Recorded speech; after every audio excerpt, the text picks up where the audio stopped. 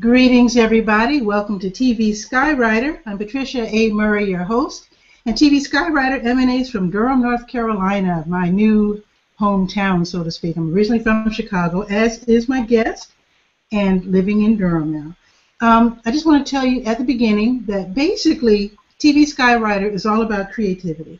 I like talking to writers, musicians, dancers, artists, entrepreneurs, anybody with something really interesting to talk about. So if you want to get in contact with me and come on the show, just write to durhamskywriter@gmail.com, and I'll provide that link in the description of the show below. Let's get to our guest. Our guest is jazz professor, jazz vocalist, Lenora Zenzalai Helm. And basically, you live here in Durham, right? Is it Durham or Chapel Hill? I do. Durham is my home now, and yay. Chi-town, Chicago. How about that? What neighborhood are you from in Chicago? I have a lot of Chicago viewers. So. I grew up in Maple Park. First started in Robert Taylor Projects. And then from 6 years old on through high school, I lived, through most of high school, I lived in the Roseland area, in Maple Park. I'm sorry. And then we moved to the Roseland area. I went to Lindblom Tech. All right, yay. And now most of my family is still there. You know, I go to visit them a couple of times a year.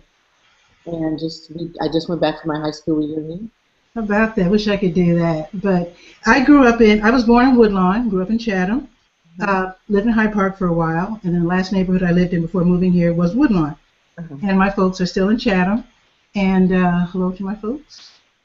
And I would love to visit every year or so, and maybe when my money gets straight, I'll be able to do that. You know what else I'd like to do? Go to the jazz, the jazz festival every year. Oh my goodness. When's the last time that you went to the jazz festival in Chicago? Oh, it's been a long time. It's really been a long time. It's one of my bucket list places to perform, actually. By all means, you should do that. Yes. Send your stuff in. But let's talk about you and your career. Or actually, even before you started singing as a professional, I'd like to know how you started singing at all. Well, you know, I had a time in my elementary school years where I played trumpet. Third grade, we had a band just for a little while. And my older brother played trumpet, and I idolized him. He went to Lindblom Tech, I went to Lindblom Tech. I wanted to do everything he did. So you mean to tell me you were 8 years old playing in a band? I was playing trumpet. Wow. Second Second or third chair, I don't know, but the band was short-lived, and then my mother sent me to piano and organ lessons, and I was in the children's choir at my church. I didn't play piano or organ for a long time, but I always sang. Once I started singing in the children's choir, then I just kept singing. But only in the choir, you know. And my room, at one point in high school, my room was in the attic, in the back of the house, because my siblings were like, can you please shut her up? Get her some singing lessons or something. So I would come home from school, I would do my homework, and I would sing to Gladys Knight records and Chaka Khan records and Dorothy Moore, Misty Blues record, Roberta Flack. This was my turntable. The Roberta Flack's Blue Lights in the Basement.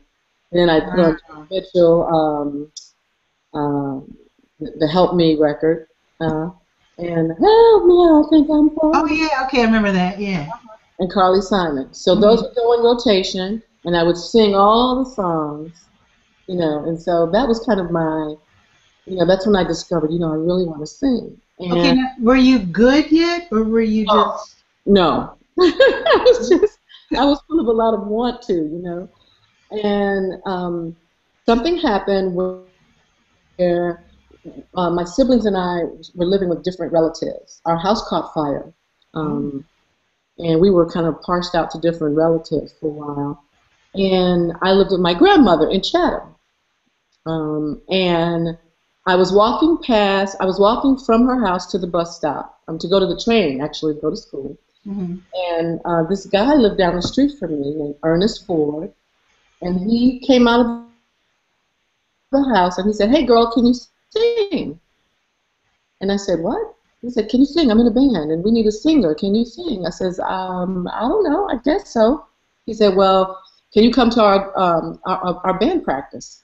I said, "Well, when do you practice?" And he said, "On Saturdays." And so But I asked my mom, and she said, "Yeah." how do you even know to ask you though? I don't know. It was just like random. And I asked her, we're friends to this day.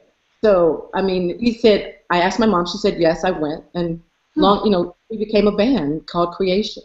And we would do all of the dances at each other's schools. Each of us went to different schools. And it was a pretty big band. It was 3 singers and Wow. one section and 2 horns. And we thought of ourselves like Earth, Wind, and Fire. Like, we were going to stay together as a band. And, I was going to go to Cornell, actually, for medical. I wanted to go into pre-med. Mm-hmm. So I was going to go to Cornell, got accepted and everything. My mother was all excited. And May of my senior year in high school, I filled out an application to Berkeley College of Music because I didn't tell my mom. And so did the other members of the band. Because we had these, these ideas that we were going to be like Earth, Wind, and Fire. So it's hysterical.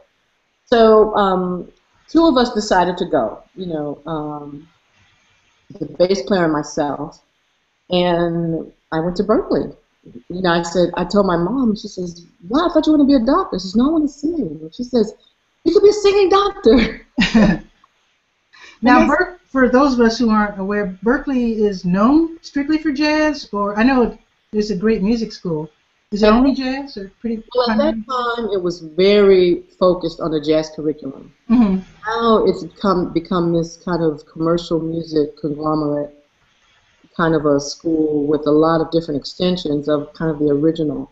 But at that time, the core of the curriculum, we started with arranging, harmony, and all that good stuff, was a jazz-based curriculum. And my classmates at that time, this is going to really blow your mind, but when I came into Berkeley, it was the class of '79, and my classmates were Marvin Smitty Smith, Branford Marsalis, what people know now as Rochelle Farrell, but at the time her different name, Rochelle Farrell. Cindy Blackman was a class ahead of us. We had Kevin Eubanks, Potts. We had Wallace Roney and Greg Osby and Monty Croft, Gene. I'm forgetting names. You get the Gene in your brain, but Gene Jackson on drums, Walter Beasley. I mean, we had an amazing. That's crazy. It was. It was really one of those. I felt like Malcolm Gladwell could have done a whole chapter on us and Outliers because of the number of people that came through Berkeley at that time, at the same time, who are now kind of known across the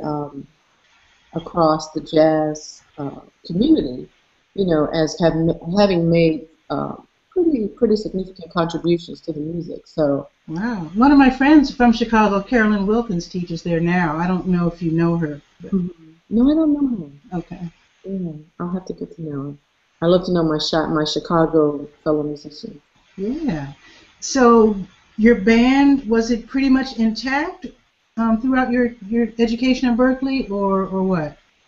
No, I played with all the musicians who were there. In fact, my first student recital had Makoto Ozone on piano. Wow. And I know, and Smitty Smith on drums. It's hysterical when I listen to those old tapes. But no, I played with the different musicians who were there. And when I left Boston, I stayed in Boston a few years after I finished Berkeley. I did a film scoring degree, film scoring and voice. I had a lot of writing and stuff that I was working on. And when I finished and graduated, I stayed in Boston, and I did a lot of supper club gigs and a lot of wedding bands. So I created a group to do a wedding band, and we would do these different supper clubs, and I think I did 4 weddings a weekend for a couple of years. So we do a wedding. That's more work. Yeah, but it was good money, and it helped me learn the ropes. It helped me learn all the GB band material. It helped me learn how to organize a band and do my own business, to set up and get gigs and so forth. And then I literally moved to New York City overnight. Like I went to visit in 1987. I went to visit a boyfriend at that time, and I'm looking at the classified ads in the newspaper, and I saw an ad for what was then Norby Walters Agency, which was a booking agency that did all of like the book Gladys Knight and the Pips and book Luther Vandross and Patti LaBelle, but then also booked all of the rap acts like Public Enemy and wow, that's wild. New Kids on the Block. I know. And so I went for an interview for them like on a Wednesday. Like I was going home that weekend. It was Labor Day weekend. I was going home. Monday I called. I said I'm interested in interviewing for the job. It was for administrative assistant. Mm-hmm. And I came. I took the train back and did the interview. And they said, yeah, can you start tomorrow? And I'm like, were you ready? Okay, so I went and bought clothes for Thursday and Friday. I stayed in New York, and then Saturday I drove to Boston and packed up my apartment and moved to New York, like overnight, literally. That is amazing. Yeah, it was. It was. And so I stayed at that job, learning a lot about the business side, booking acts, and working for the president of that company. And then a year later, I worked for CBS Records. So I was in the business affairs office at CBS Records, and all the time I was doing little clubs. I got a piano player together and a drummer and stuff, and I would do the restaurants and do the circuit and did what they call paying dues. Sure. In New York for a while, and I would do that, and that's how I started to get my band together. I was doing a day job at a record company, and in the evening working in the restaurants as a singer with a piano player or singer with a guitar. And, one thing led to another. How was life in New York as a young person? I heard that living in New York can be kind of tough because the cost of living is so high. I didn't pay attention to it, about it being tough and being the cost of living being high. I was lucky that I had a kind of family structure to kind of bottom me, because at the time I was, and then when I came to New York, the person I dated, I eventually married, and I kind of had a family structure around me. That's good. That's good. So I wasn't there like in the subway or sleeping in my car or anything like that. But I worked. I had to work my buns off. So I worked. I always kept a means of making a living in some kind of music-related 9-to-5 job. Mm-hmm. And always hustling at night, doing my gigs and working, doing background vocal jobs, singing in studios, being a session singer, because I knew that you had to work hard. Okay. How did you go on auditions if you're working 9 to 5? Did you slip away during lunch? Well, they were always really understanding. Like I said, look, I'm a musician, so I'm not here to be to do this for the rest of my life. And so pretty much wherever I worked, that's what I asked for, and I really kind of made that my focus, so everyone knew. I mean, there was no turning me into a manager or promoting me to the next step of whatever that was, because my focus was on singing. I mean, it was something that I had decided I wanted to do since I was 8 years old. I on a talent show at 8 years old, singing, lip syncing. It takes two, James Brown and it takes two to make a thing go right. Love that. It was funny because I was really driven, and I wasn't going to let anything change my mind. Did anyone try to talk you out of it? Because first going to Boston when you're supposed to be going to Cornell, going to Berkeley instead of Cornell, and then going to New York, did anybody try to talk you out of it? Oh, yeah. Oh, for sure. Like, there were members of my family who would say, she can't even sing. What is she going to Berkeley for? Oh, wow.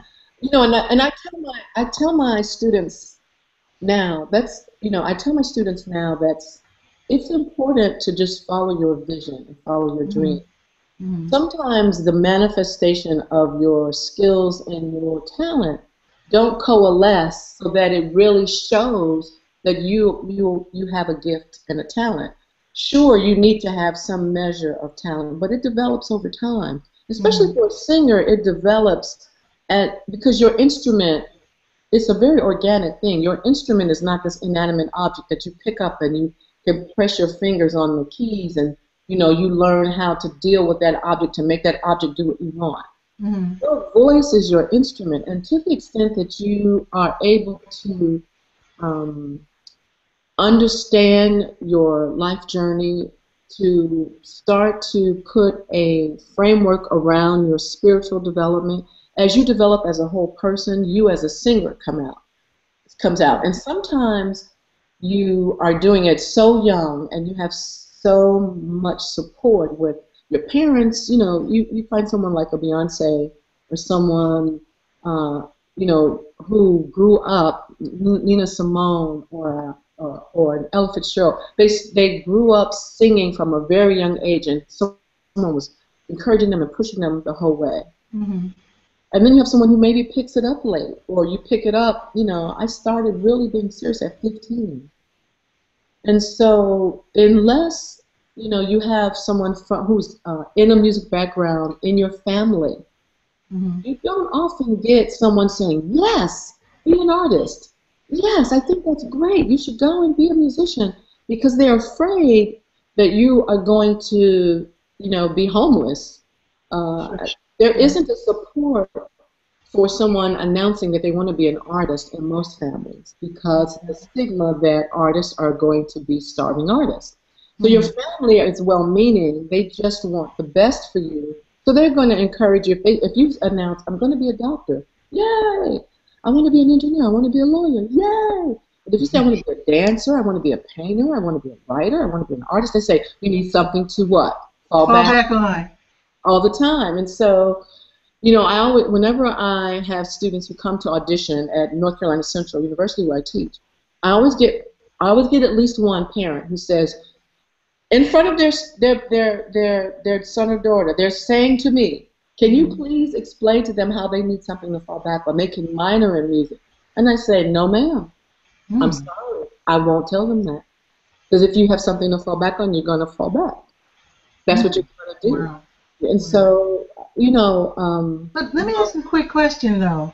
In light of what you're saying, if you're a young person and you just have this desire to sing or play or whatever, how do you really know when you really are good enough to step out there?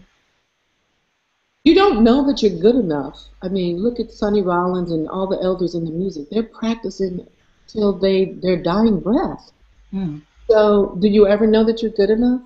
You will have some manifestation of talent that shows enough. You could carry a tune, you could sing, sometimes you're really good, sometimes you have enough talent where people encourage you. And they say that there's potential. They see the potential, they see the diamond in the rough.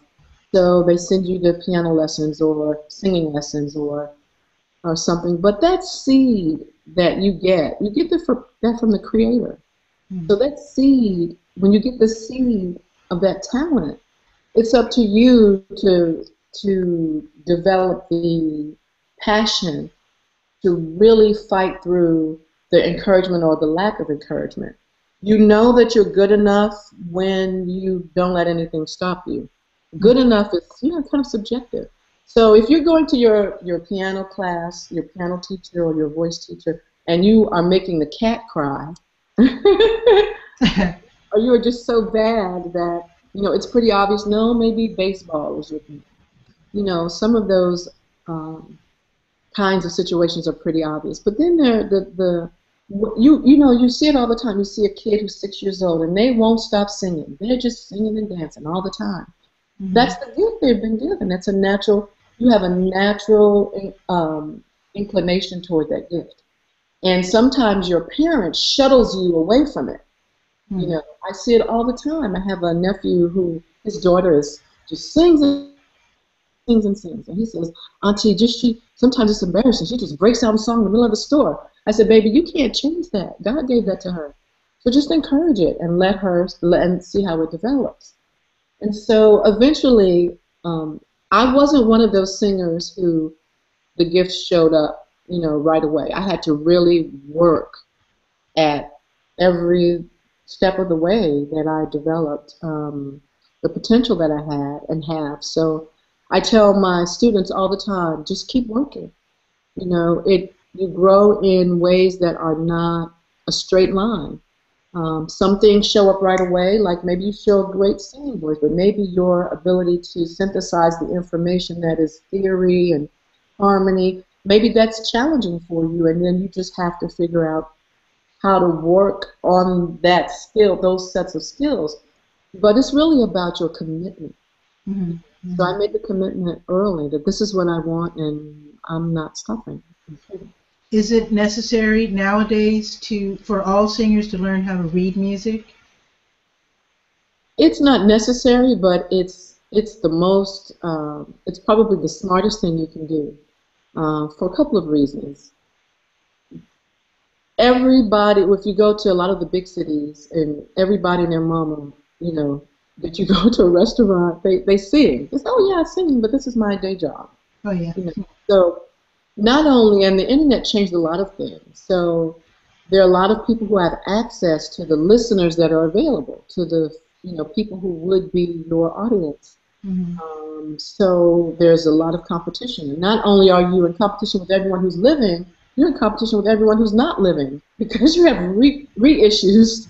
Right. And everybody's on YouTube and whatnot. Yeah, and when everybody's on YouTube, everyone can get their CD on the internet, on any medium, SoundCloud, CD Baby, what have you. But, whatever record I put out, it's also in competition for any record that, people might want to buy for Abbey Lincoln, Ella Fitzgerald, Anita O'Day, anyone who's not living. So when you think of it that way, it sounds like you have an awful lot of competition. Well, you have to, wow. Well, I don't think of competition in that way. You have to distinguish your voice. And so learning to read music and being a trained singer, learning to have musicianship, helps you to have an arsenal of talents where you can always work. If you don't work as a performer, you can work as a writer, an arranger, a contractor, contracting other vocalists to do other jobs. There are many different facets of ways you can work. So you want to be a trained musician, period, no matter what your instrument is. In competition, I always tell my singers, there's really no such thing as competition in the organic sense. Because don't you have more than one record? Yes. You have many records. You like many different styles of singers. Don't you have more than one pair of shoes? Yes. Mm-hmm. You have more than one pair of pants? Yes. So is every person who would buy your record. Do they only listen to one singer? No, they like many people. So people can like you and like the next singer and the next singer. So there's no need to feel this sense of what I eat makes you hungry, or if they like me, they won't like you. So if you can have a more holistic view about your peers and about anyone else who's doing what you do. It's just you have a singular voice, like there are no two snowflakes. So no one has your voice. Find out how to express what you do and what's in your heart in the most unique and honest way, and you'll have an audience. Nice. Now, I know everyone watching does not live in Durham, North Carolina, but if you don't mind, could you explain your upcoming vocal workshop series at the BU Cafe? Yes, sure. I'm really excited about the BU Cafe Vocal Jazz Jam for a couple of reasons. They have been having a really successful jam session with drummer Kobe Watkins, who's now, and he had to take a hiatus for a month because he's on the road with Bobby McFerrin.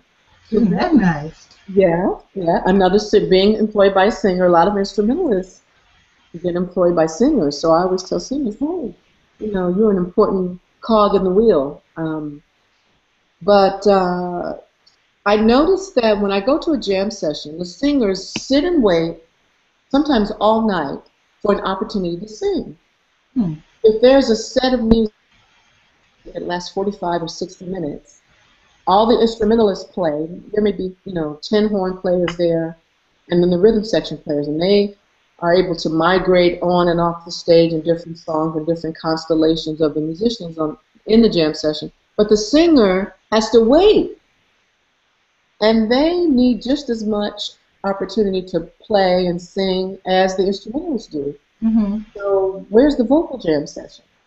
So I saw a need to have a place where the vocalists can be nurtured, where not only could they come and participate in the jam session, but we've constructed it. I worked with Dorian at BU I approached him, I said, I have an idea for a vocal workshop that would precede a jam session. So we would workshop, it'd be our laboratory, we'd work on an idea, and then maybe an hour or so later, we'd have the jam session kind of work out everything that we were working on in the workshop. And he loved the idea, and he said, and by the way, Kobe's going to be gone for a month. Do you want to, jump in that slot and see what happens? I said, sure. Oh, convenient. Yeah. So I think that when all the stars fall into place and the synchronicity happens to have something when the time is right, the synchro destiny of it all. So I'm excited. We already have about 20 singers RSVP for their first workshop. So I went, yikes. Whoa. Good workshop, and I'm very excited. They're very supportive, and we wanted to have a place to create a community of singers. Mm-hmm. And BU is a very community-minded kind of venue, and I like that about them. Now, I want you to correct me if I'm wrong, but when I read the description of the workshop series, instrumentalists are welcome as well. Oh, sure. Is that correct? Oh yes.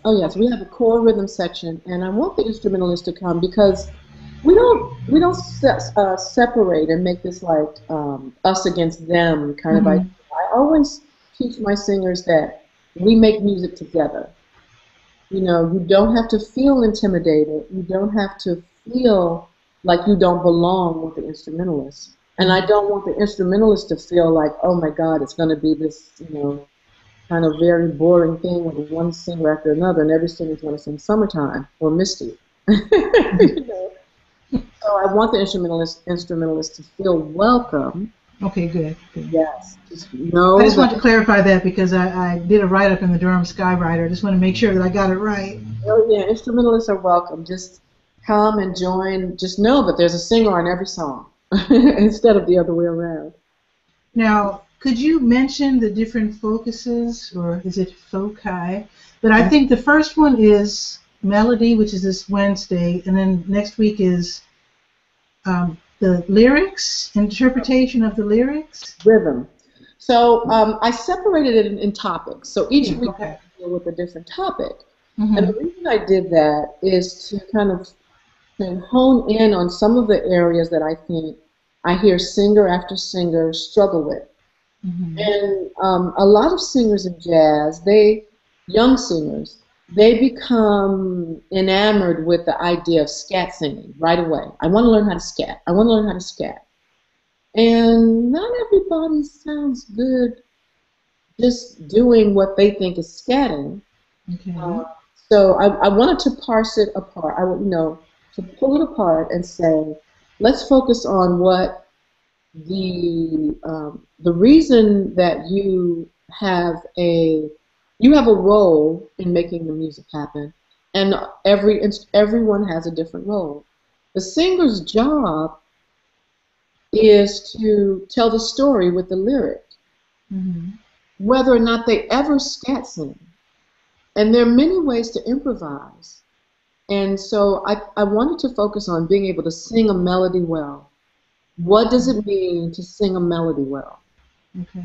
What does it mean to interpret that melody and then improvise that melody? So there's melodic improvisation to work on. Mm-hmm. So there's, how do I deliver a melody? How do I know when I've told the story that that composer was trying to convey? That's the first one. The second week we're going to work on rhythm. Oh, okay. I believe that singers are rhythmists. I got that from Barry Harris. And the whole idea of working in a community jam session setting, I learned from Barry Harris, the great elder piano player in jazz, in New York. In his jam session, he would have a workshop on Tuesdays from 6 to midnight. And if you wanted to know how to play, you went to his workshop. And it was amazing. It was amazing. Like, Wow. he'd have from 6 to 8, he'd have one group of instrumentalists, from 8 to 10 another, and from 10 to 12 another. You could stay all night if you wanted. That is cool. Yes, yes. And so the second week we'll work on rhythm and improvisation. So how do you rhythmically improvise a melody?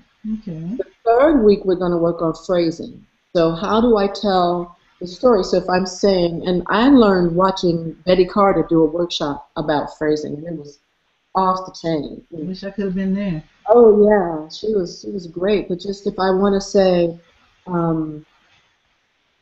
the very thought of you, the very thought of you makes my heart sing, right? So if I want to sing the very, do I want to just stop there? Or the very thought of you, do I want to stop there? Or the very, right? The very thought of you makes my. So wherever you stop, the phrase would stop or start. The very thought of you makes my heart sing like, right? And then you go to the next phrase. So how you take and move a phrase back and forth will really determine a lot. And how do you teach? How do you learn how to do that? So we're going to. How do you learn how to do that? Well, you listen. You listen. You look at what the composer wrote, and you look at and you listen to how the rhythms fall with the lyric, and then you decide what it is you want to say. So if I'm saying to you, give me that comb and come over here, that's one way. But that may be one way you're talking to a teenage person or a young person who is below the age of 5. But if you're talking to your 5-year-old, baby, go over there. You see that comb? Bring that comb to me. Okay, bring it here. Good. Thank you. Right? So you're using different inflections. You're using different pacing. You're using different tone. You're using different, a different pitch. And you incorporate those ideas, those concepts in and talking through the ideas about the lyric. And then you decide how that phrase will fall. Some things in a phrase are given to you by the composer because the way the composer may write the line, the melodic line, and the cadence. So it may be written so that it's just right there in the melody. But if it's not, let's say there's a lyric that's been put to a melody that was an instrumental melody at first. Maybe the cadence isn't there, so then you have to figure out, what's the best place for that to happen. So then you're thinking about the music vertically and not just horizontally. So, a lot of things to pull apart and think about. And then our last week will be on a songwriter's workshop. And so I had a roommate in college who gave me this little placard, George Wilson, and he said, even if it's your own song, you still have to learn how to sing it. And, what a challenge. So sometimes you can write a song, and like Shirley Horn, I remember reading an article. Shirley Horn said, even if sometimes the people, they say, I want to do my own original songs, but not all of those songs are good. Or, so how do you know if you've written a good melody? How do you know if you've written a good lyric? So how do you take a bad lyric and make the song sound great? There are lots of those Tin Pan Alley songs that maybe the lyric wasn't so hip. And then you had a singer like a Abby Lincoln or a Carmen McRae who would come and sing the face off that song and make you like the song. Story with a fringe on top. Who can make that song?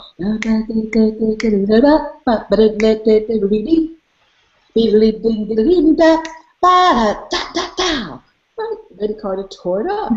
So you didn't even care about the lyric at that point, but what did you do with the rhythm and the melody? So there are things we're going to put our hands on when we deal with the workshop. I'm really excited about it. How can people learn about it? Do you have a website that people can visit?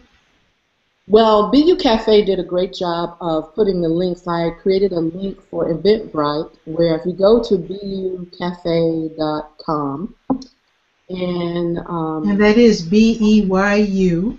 Uh-huh. CAFFE. Right. BUCafe.com. Okay. And if you click on the calendar for that event, you'll see a link. You can go to Eventbrite, and you'll see the dates, what's happening on the dates, and you could RSVP for one or all of them. But you better hurry because those seats are going fast. And it's free. That's what's the most amazing. Yes, I'm doing my time. They're paying the musicians, and it's free. That's awesome. Now, people not living in Durham are probably saying, darn, I wish I could get some of that. Now, you're going to make this possible really soon, right, for people who are not in Durham to learn from you? Oh, yes. vocalmusicianshipacademy.com and vocaljazzonline.com are two websites I created so that I could help other singers wherever they live. And, you know, a couple of years ago, I went to South Africa to do a jazz residency at one of the largest universities there, University of South Africa, Pretoria. Wow. And I met so many fantastic singers. And they were like, whoa, I want to still work with you. What are we going to do? You're leaving. And right a year before that, earlier that year, I went to Fiji. And I did a master class in Fiji. And I met some fantastic singers. And they were like, how can I work with you? And, you know, I said, wow, you know, I love the work I do with the students at North Carolina Central University. And, you know, I'm not able to teach all the people that I would like who often ask me for lessons because just I'm only one person. So I always refer them to some of my students who are teaching now. But I thought, what about people in other countries? How can I work with them? How can I help them? And I just felt like there should be, I love the library and the catalog that Jamie Aebersold has created. And, it's, you know, singers can use it, but he primarily started as instrumentalists, but all instruments, even voices, use his materials. But wouldn't it be great to create a catalog of video modules and information for singers?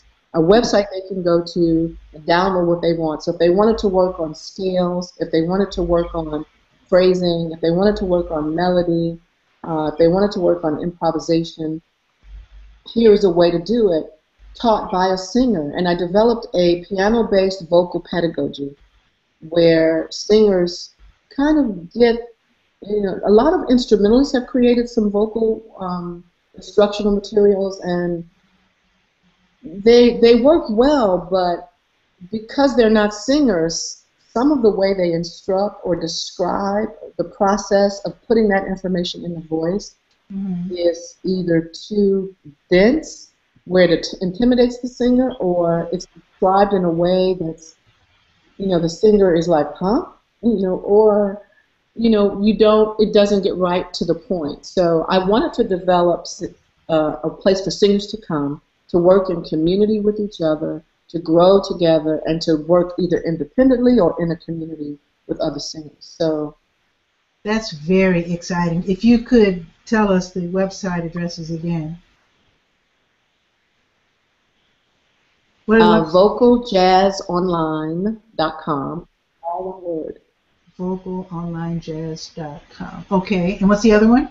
Jazzonline.com. Okay, excellent. So have you started yet, or is it still in development? Well, we got the infrastructure of the website up, and the whole back office thing is so challenging to put that together, to put up a membership website and to get the video modules. You know, there are like 120 different categories of videos. So some of it is being you know, created and uploaded now. I'm working with a couple of really great people who are helping me put my ideas into the software and creating an app for it and everything. So it's a process. So some of it is available and ready, and some of it is going to do it as I go. So, so people can. If I would have waited to get all of it. Oh, go ahead. Yes. Yes. If I would have waited until get all of them in place, it would be 5 years from now. So I started recording the work I do. Recording the work I do with other singers, and whenever I do a workshop, to video that and I've been working with the Durham Teachers Association here, working with all my singers and my singers who've graduated and gone on and are teaching, working with helping them develop materials for their students. So I think it's important. I really want to see singers know as much as they should know. I don't want singers to be the least knowledgeable person on the bandstand. You know, I want singers to feel empowered. I want singers to feel like they have something to contribute and they don't have to wait in the background for a piano player or someone to kind of show them how their lead sheet should look, to know how to put together a lead sheet. I want them to understand how, when they write their music, how to make that song take it to the next level, so we don't have their harmony and their melody isn't just that basic level, but they can write the most advanced music that their potential, and their skill level takes them to, and to study. If you really want to compose, then start studying composition with, take it in a formal setting or take it one-on-one with someone where you get tutoring, get a musicianship coach, get a composition coach, and improvisation. That's not just being a sound maker and going Scooby-Dooby-Dooby-Dooby-Doo. There is a construct and a framework you need to know. Can you sing all the the thirds and the sevenths of all the chords? Can you it's not just singing do re mi fa sol la ti do. Can you think in numbers and think differently about the music? And that's the framework to start from with working in improvisation. So this is what instrumentalists do, and singers. Some of the things singers are able to get away with, instrumentalists could never do in a million years. They could never just get on stage and just play and sing the melody. Expect everybody to just fall in, right? Yeah, and not improvise or not do anything different. That's more classical, like classical music or pop music, where it's straight. This is the way it is, and it doesn't change. As a jazz musician, by adding your particular voice and your ideas, and together all of our ideas make an experience of the music. Even if we're not doing a lot of different things with the melody, even if we're playing pretty, straightforward with the melody and not doing a lot of improvisation, there is still a dynamic that's happening where everyone is doing something, where there is this symbiotic movement of the harmony and the melody together, and at the end, wow, the audience feels the emotion and the passion from each of those musicians.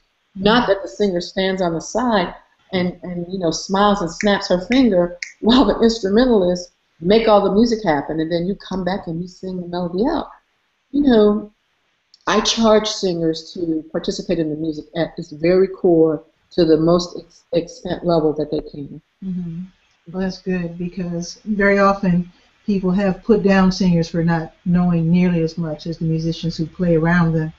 And I think I agree. It's very important to know as much about music as possible, especially jazz, which is not the easiest music to play or sing, is it? No, it's not. It's a high level of skill that's required. It's a commitment. And it comes from just that daily grind, day in, day out. Okay, today I'm going to work on my C scale. Okay, tomorrow I'm going to work on my C dominant scale. All right, so it's just that everybody does it. No one gets to escape that grind of just the very basic work. But once you lay that foundation, then you just keep building in layers on it. And so you don't just wake up one day and you sound like Oscar Peterson or Ella Fitzgerald. You do the work. You do the work. We all have to do that work. I'm wondering now, my show Radio Skywriter is right on the campus of North Carolina Central University where you teach. And so I'm used to seeing a lot of young people in the music building. I drop in every now and then, see what they're up to. And sometimes I wonder how it is that they are so into jazz, because I keep reading that jazz is dead and dying. But it doesn't seem so on the campus of NCCU. I'm wondering, with, there's fewer and fewer jazz radio stations on the air, and we're lucky to have WNCU in Durham. But How do you think young people are still hearing about jazz and being excited about it enough to actually attend university for it? Well, it's an art form, and it's a living, breathing art form because they're living, breathing musicians who are still playing it. So there's a culture created on the campus of NCCU because our director of jazz studies, Dr. Ira Wiggins, has a passion and a commitment to keep it going. So there have been lean years and there have been great years, you know, but there's a consistency that is bottomed by his commitment. You know, Donald Byrd started the program there, but Dr. Wiggins, I mean, I think it's something like his 25th year it's coming up on that jazz program under his umbrella, under his auspices, and we have a really committed jazz faculty who can really play. I mean, Robert Tryer's on trombone, and Baron Timus on guitar. We have Ed Palantonio on piano. We have Branford Marsalis and Joey Calderazzo as our artists in residence. Ryan Horton, our saxophonist, who's actually leaving us for a fellowship to go work on his doctorate. And myself over the vocal component. And I stand on the shoulders of Arnold George, who started it the first 14 years before I got there. And I've been there 10 years now. And Thomas Taylor drums. So we have a Damon Brown bassist. We have an Al Strong trumpet. We have an amazing faculty. And everybody, you know, year in and year out, we want to make sure that everyone can really play. So when they get there, when the students get there, there is this culture that's there of, look, we came to teach you how to play. Don't, you know, it's not about being cute. It's not about playing a whole bunch of notes. It's not about being able to, you know, to do, you can play Jaco Pastorius's solo on bass. Okay, great, whatever. Can you play the blues? We have singers who say, oh, they can sing and riff like Karen Clark Sheard. Okay, great. Can you sing this, you know, St. James Infirmary? You know, can you do a Bessie Smith blues? You know, and they have to do that on top of all the classical music that's required in an academic curriculum. So when they get there, they know it's all about business. I think that, you know, the second part of your question is there will always be an audience for good music. And people have this kind of the sky is falling thing about, okay, jazz is going to go away. It's not going to go away. They've been talking about that since I've been in jazz, since I was 15. You know, every year I hear this, you know, a different evolution of this narrative of jazz is dying. Okay, well, you wouldn't know that from the people who are coming into these academic settings where there are hundreds of these young people across not only our, you know, in our programs across the country, you know, but all over the world. And so there is an audience for jazz. It will never be the mainstream. It never was. It will never be the most popular music for the short period of time that it seemed that it was the popular music because it was a music that people danced to, the big bands and so forth. But the socioeconomic things that changed it, whether it was, you know, musicians going off to the war so the bands got smaller, or rock and roll, you know, becoming, and pop music becoming a thing, you always have this narrative underneath that jazz is dying, we have to worry about the audiences. There will be it's a taste to be acquired. Some people will like jazz and some people won't. Some people will like classical music and some people won't. I remember when I was in New York, when hip hop in the 1987, 88, when it's all hip hop and it's going to be this and it's going to be that. It's not going to be anything that'll be a real come and go. You know, it made traverse through, okay, it was in the black community, then it went through all the other communities. Now you see it on, you know, Geico commercials. I mean. Oh, definitely. I just saw a fantastic Toyota commercial with a white family that had hip hop down. I know, is that hysterical? It was crazy. Oh, it was hilarious. I mean, we would digress to some of the historical implications of any of the music that comes out of the diaspora that ends up going through this kind of gentrification where now it's mainstream when you see other groups of audiences start to gravitate toward it. But that's another conversation for another day. Okay. Let me tell you a really quick story. When I first moved here to Durham, I was very excited to find out that one of my favorite trumpet players, Claudio Hojiti's Brazilian, is going to be playing at the Durham Arts Council downtown. And back then, the two top cats in Brazil were Claudio Hojiti and Massimo Manfredi. So when I heard that Claudio Hojiti was going to be there, I went. And to my surprise, well, he did put on a wonderful concert. It was great. But at the very end, they invited some students, music students, jazz students from NCCU to join him on the stage. And I was like, whoa, let me check out these young people. They hung right, they were ready. They were right there with them. And that really let me know that these kids are still loving jazz, still doing it. NCCU still teaching it on a very, obviously, very high level. That really impressed me and let me know that jazz is not going anywhere. Yeah, yeah. And, you know, when I know that, especially when I go to other countries, and when I went to South Africa, and there were these 14, 15, 16, 19-year-old singers who knew, I mean, they weren't singing an R&B version or a pop version of There Will Never Be Another You or Thelonious Monk's Rhythm-a-Name, or, you know, some of the harder Monk melodies like Ask Me Now. They knew the music.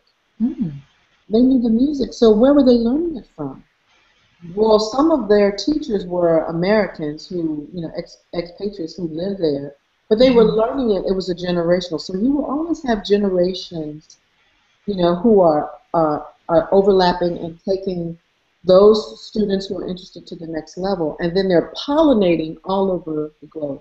Nice. You know, I was in Salzburg, Austria, a couple of weeks ago, as part of a group of educators that were. It's a think tank, the global Salzburg Global Seminar. And it's a think tank where educators come together to talk about, you know, a lot of the world issues. And we were talking about everything from food security to land theft to global warming to the financial crises to things going on in the Gaza Strip and how that relates to our curricula on campuses, you know. And they identify jazz as the classical music of globalism.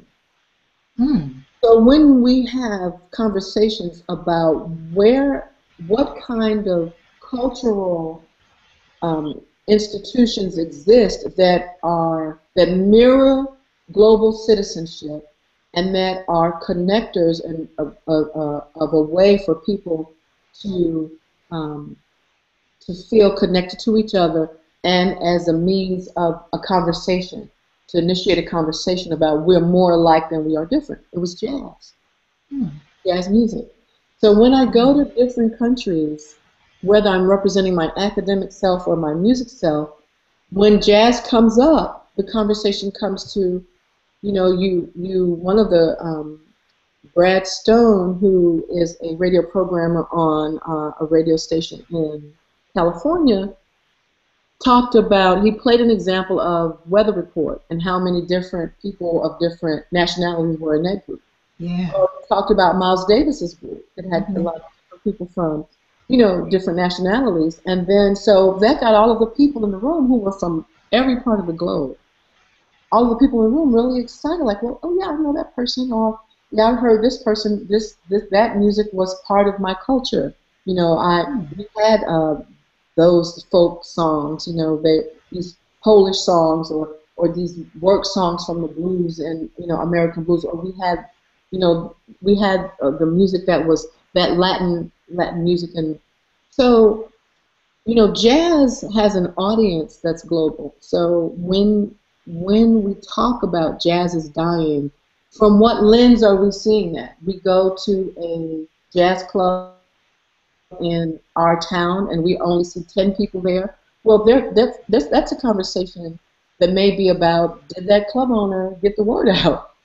Or what was that club owner what was that artist competing with on that day. We have a jazz festival here, the Art of Cool Jazz Festival in April.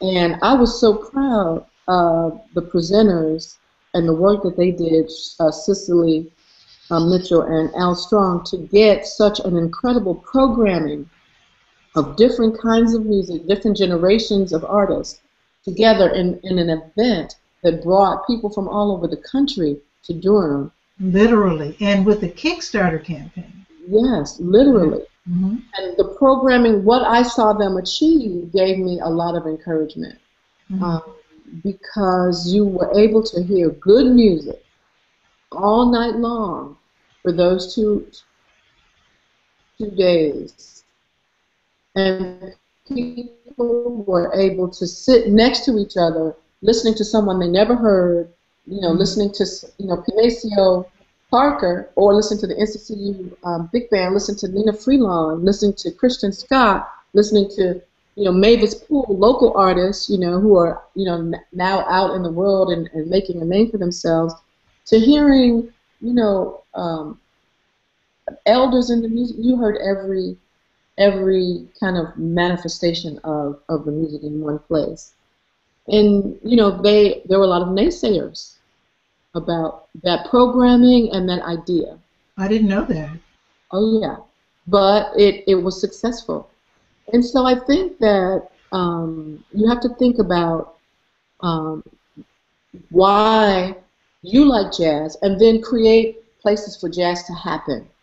Whether you have a home concert. I recently did a concert at White Rock Baptist Church. They did their inaugural Jazz Vespers. Now, Jazz Vespers is an evening program at a church, a Vesper service that has jazz as the music. So you'll have a church service, but where there would be gospel music or sacred music, there's jazz music. And that's a community gathering, jazz audience development idea that you can do all over the country. I think it's important to develop audiences. I once interviewed I'm sorry I don't remember her name, but she was a trumpet student, jazz student at NCCU. She came on my show, she was doing a wonderful, she had done a paper on a female trumpet player from way back in the day. Angelica Rogers. That's her, yes. I asked her how she got into jazz, and she said she was a kid, and they just stumbled across a live, free jazz performance somewhere, and it got to her. Just that one performance changed her entire life.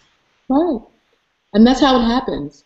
That's really how it happens. You have some kid who, when I first heard John Coltrane for myself, like my dad would play him, but when I heard him for myself, it was Nancy with the Laughing Face, and the hair stood up on the back of my neck.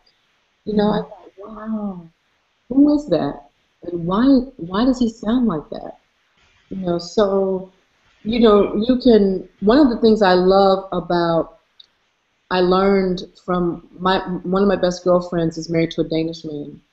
And she was telling me how, Lana Garland, she's a filmmaker, and she was telling me how in Denmark they program events where children go, and the presenter or the producer of that event creates something for the children to do, so that the family comes together to the event. And what that sets in the mindset of the child is that I can go, when my parents listen to music, I go too. So music is a family event. Music is an important event. And they participate in hearing the music and experiencing the music. What that does for the child, that creates another generation of an audience to go to that, to be cultural patrons.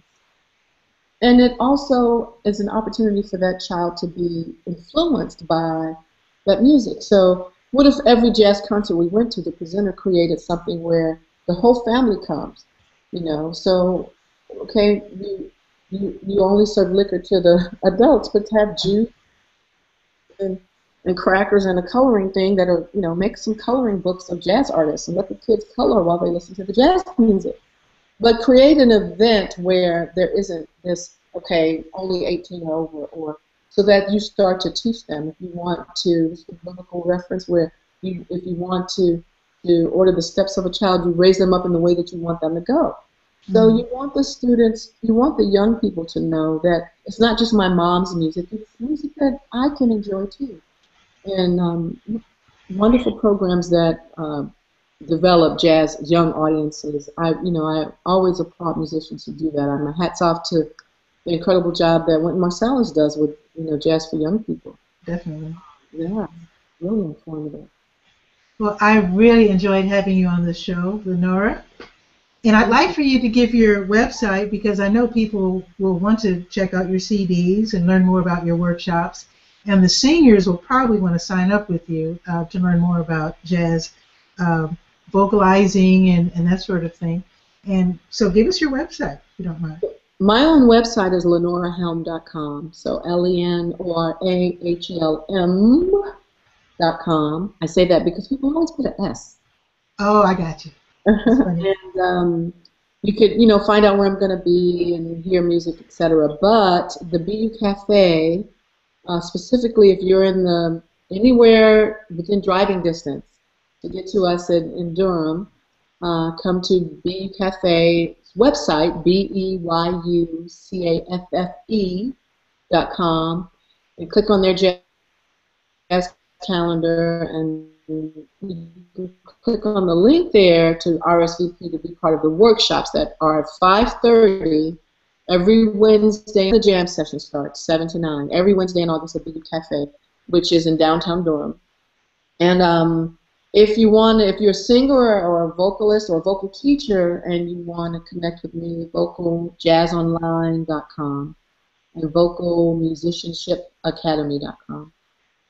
Wonderful. Thanks again, Lenora Helm. Thank you for having me. I really appreciate it. Oh, no problem at all. And if you'd like to be a guest on TV Skywriter, just write to me at durhamskywriter@gmail.com. Again, I'm interested in creative people. That could include entrepreneurs. That could be writers, singers, dancers, visual artists, whatever. Just write to me. I'd love to have you on the show. I'll see you next Sunday. Ciao.